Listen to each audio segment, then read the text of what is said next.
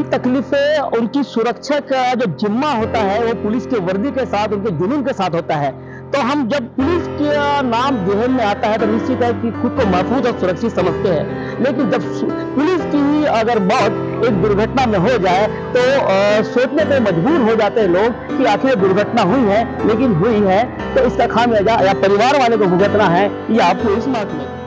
नमस्कार, मैं अखिलेश और हम आपको जो बताने जा रहे हैं आपको कहीं ना कहीं किसी प्लेटफॉर्म में मिल गया होगा। हम बात करें पुलिस महकमे के वो ईमानदार पुलिस की जो आज किसी दुर्घटना में मौत के काल के ग्रास में चले गए। पुलिस मैन की छवि या पुलिस की वर्दी का नाम सुनते ही लोगों को सुरक्षा और पूरे महफूज होने की एहसास तो होता ही है, साथ ही उन्हें यह भी एहसास होता है कि जब ये महकमा किसी भी तरह से अपने आप को झोंक देता है, लेकिन हमारी सुरक्षा के लिए पूरी बंदोबस्त के तौर पर रहता है। लेकिन आज उसी बंदोबस्त के एक महकमे के पुलिसमैन की जब खबर आती है कि उसका एक्सीडेंट हो गया है और वो एक्सीडेंट में मौत की काल के ग्रास में चले गया है। अब जिम्मेवारी जितनी ज्यादा बढ़ गई है पूरे परिवार की कि वो उनकी कमी तो खल रही है, लेकिन वही एक महकमे को भी उतनी ही ज्यादा एक कमी महसूस होगी कि एक अच्छा पुलिसमैन। जिस एसआई की बात कर रहे हैं वो राजनांदगांव के सोमनी थाना क्षेत्र के अंतर्गत एक्सीडेंट हो गया। ऐसा बताया जा रहा है कि खड़ी ट्रक में उनकी गाड़ी का एक्सीडेंट हो गया।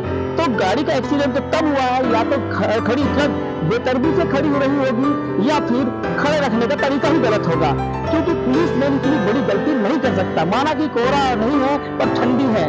राजनांदगांव के पुलिसमैन जो रहे, राजनांदगांव पदस्थ रहे युवराज देशमुख जी, वो राजनांदगांव के कई थानों में अपनी सेवाएं दी। साथ ही अब भिलाई के स्मृति नगर में एसआई के पद पर से प्रभारी थे और वो कहीं न कहीं राजनांदगांव से उनके ताल्लुका थे, उनकी फैमिली यही थी।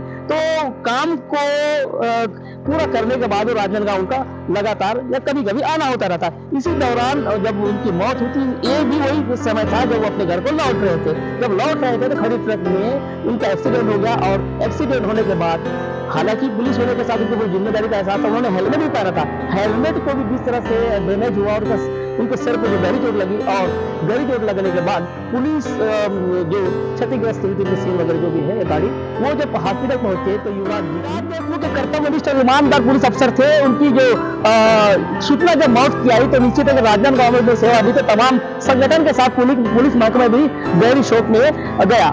अब बात करते हैं कि युवराज देशमुख ने बड़े बड़े केस को सॉल्व करने में अपनी अहम भूमिका निभाई थी, जैसे कि महादेव एफ और उसी के साथ में एक सिंगर जो हत्या का मामला था ऐसा बताया जा रहा है, उसके साथ भी अपराधी जगत में उनकी दखल होने के बाद अपराधी लोग कांपते भी थे और राजनांदगांव में भी अपराधों को लेकर नियंत्रण में बने रहते थे।